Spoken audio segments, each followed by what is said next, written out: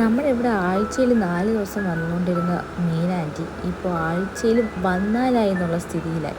ഇപ്പം മീനൊന്നും അധികം ഇപ്പോൾ കിട്ടാറില്ല. അങ്ങനെ ഇരുന്നിരുന്ന് ഈ ആഴ്ച വന്നിട്ടുണ്ടായിരുന്നു. അപ്പോൾ കൊണ്ടുവന്നത് ഈ പുഴമീനായിരുന്നു. അപ്പോൾ പുഴമീൻ ഞങ്ങളിവിടെ അധികം ആരും കഴിക്കത്തില്ല. എന്നാലും മീൻ കഴിക്കാനുള്ള കൊതി കൊണ്ട് ഞങ്ങളിത് വാങ്ങി. അപ്പോൾ ഞാനിത് എന്നെക്കൊണ്ട് പറ്റുന്ന രീതിക്കൊക്കെ വൃത്തിയാക്കിയിട്ടുണ്ട്. ഇനി ഇതിനകത്തുള്ള വേസ്റ്റ് കളയണം. പിന്നെ ഉപ്പും നാരങ്ങ നീരും കൊണ്ടിട്ട് കഴുകണമെന്ന് അമ്മ പറഞ്ഞിട്ടുണ്ടായിരുന്നു. അപ്പോൾ അങ്ങനെയും കൂടെ കഴുകിയെടുക്കണം. ഈ ടൈപ്പ് മീനൊക്കെ കത്തി കൊണ്ട് വൃത്തിയാക്കുന്നതിനേക്കാളും കത്രിക കൊണ്ട് വൃത്തിയാക്കുന്നതായിരിക്കും കൂടുതൽ ഈസി. അപ്പോൾ ഞാനിവിടെ ഒരു മീൻ ഫ്രൈ ചെയ്യാനും പിന്നെ ബാക്കി 2 മീൻ കറി വെക്കാനുമായിട്ടാണ് വെട്ടിയെടുത്തേക്കുന്നത്. അപ്പോൾ മുറിച്ചതിന് ശേഷവും നമുക്കൊരു 2-3 വെള്ളം കൂടെ കഴുകിയെടുക്കാം. കറി ഉണ്ടാക്കാനും ഫ്രൈ ഉണ്ടാക്കാനുമായിട്ട് ഞാനിവിടെ കുഞ്ഞുള്ളി, വെളുത്തുള്ളി, ഇഞ്ചി ഇത് 3ഉം ഒരുമിച്ചാണ് ചതയ്ക്കാൻ പോകുന്നത്. പിന്നെ ഈ പുഴമീൻ കുറച്ച് സ്മെല്ല് കൂടുതലായത് കാരണം കുരുമുളകും കൂടെ ഞാൻ ഇതിൻ്റെ കൂടെ ചേർക്കുന്നുണ്ട്. അപ്പോൾ ഇഞ്ചി, വെളുത്തുള്ളി, കുഞ്ഞുള്ളി പിന്നെ ആവശ്യത്തിലധികം കുരുമുളകും കൊണ്ടിട്ട് നല്ലപോലെ അരച്ചെടുക്കണം. മീൻ ഫ്രൈ ചെയ്യാൻ വേണ്ടിയിട്ട് നമ്മൾ അരച്ച് വെച്ച പേസ്റ്റും ആവശ്യത്തിന് മുളക് പൊടി, മഞ്ഞൾപ്പൊടി, ഉലുവപ്പൊടി, കുറച്ച് ഗരം മസാല പൊടിയും കൂടെ ചേർത്ത് മീനിലോട്ട് പുരട്ടി വെക്കാം. അപ്പോൾ നമ്മൾ കറി ഉണ്ടാക്കുന്ന സമയം കൊണ്ട് ഈ മീനിലോട്ട് മസാല എല്ലാം പിടിച്ച് കിട്ടും. മീൻ കറി ഉണ്ടാക്കാനായിട്ട് നമുക്ക് ചട്ടിയിൽ എണ്ണ ഒഴിച്ചതിന് ശേഷം നമ്മൾ നേരത്തെ അരച്ച് വെച്ച കുരുമുളക്, ഇഞ്ചി, വെളുത്തുള്ളി, ചെറിയ ഉള്ളി ഇതിലോട്ട് ഇട്ട് കൊടുക്കാം. ഇത് നല്ലപോലെ മൊരിഞ്ഞ് വരണം. ഇത് മൊരിഞ്ഞ് വന്നതിന് ശേഷം ഉലുവപ്പൊടി, മഞ്ഞൾപ്പൊടി, മുളക് പൊടി, കുറച്ച് മല്ലിപ്പൊടി. മുളക് പൊടി ഞാനിവിടെ കാശ്മീരി മുളക് പൊടിയാണ് ചേർത്തിട്ടുള്ളത്. കാരണം നമ്മൾ ചതച്ച് വെച്ചതിൽ ആവശ്യത്തിലധികം കുരുമുളകുണ്ട്. അപ്പോൾ അതിൻ്റെ എരിവുള്ളത് കാരണം കാശ്മീരി മുളക് പൊടി ചേർത്താൽ മതി. എന്നിട്ട് ഇതിൽ ആവശ്യത്തിന് വെള്ളം ഒഴിക്കുക. ആവശ്യത്തിന് വെള്ളമെന്ന് പറയുമ്പോൾ ഞാൻ ഒരുപാട് വെള്ളമൊന്നും ഒഴിക്കുന്നില്ല, കുറച്ച് വെള്ളമേ ഒഴിക്കുന്നുള്ളൂ.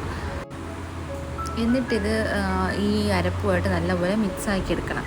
എന്നിട്ട് ആവശ്യത്തിന് ഉപ്പ്, കുടംപുളി, കറിവേപ്പിലയും കൂടെ ഇട്ട് നമുക്ക് നല്ലപോലെ തിളപ്പിക്കാൻ വേണ്ടിയിട്ട് വെക്കാം. ഈ അരപ്പ് നല്ലപോലെ തിളച്ചതിന് ശേഷം നമുക്ക് നമ്മുടെ വൃത്തിയാക്കി വെച്ചേക്കുന്ന മീൻ ഇതിലോട്ട് ഇട്ട് കൊടുക്കാം. ഈ മീൻ കഷ്ണങ്ങളൊക്കെ ജസ്റ്റ് ഒന്ന് മുങ്ങി നിൽക്കാൻ പാകത്തിന് മാത്രം വെള്ളം ഒഴിച്ചാൽ മതി. ഈ മീനിനൊക്കെ വേവ് കുറവാണെന്നാണ് ഞാൻ കേട്ടുള്ളത്. സത്യമാണെന്നൊന്നും എനിക്കറിയത്തില്ല. എന്തായാലും ഞാൻ ഈ ഒരു പാകത്തിന് വെള്ളം ഒഴിച്ചിട്ടുള്ളൂ. അതിനുശേഷം ഈ മീനൊക്കെ ഒന്ന് ആ അരപ്പിലോട്ട് മുക്കി നിർത്തിയതിന് ശേഷം നമുക്ക് അടച്ച് വെച്ച് ഒരു 10 മിനിറ്റ് വേവിക്കാം. ഏതാണ്ട് ഒരു 10 മിനിറ്റ് ആകാറായപ്പോഴത്തേനും ഞാൻ അടപ്പ് തുറന്നിട്ട് കുറച്ച് വെളിച്ചെണ്ണയും കൂടെ ഒഴിച്ചു കൊടുത്തു.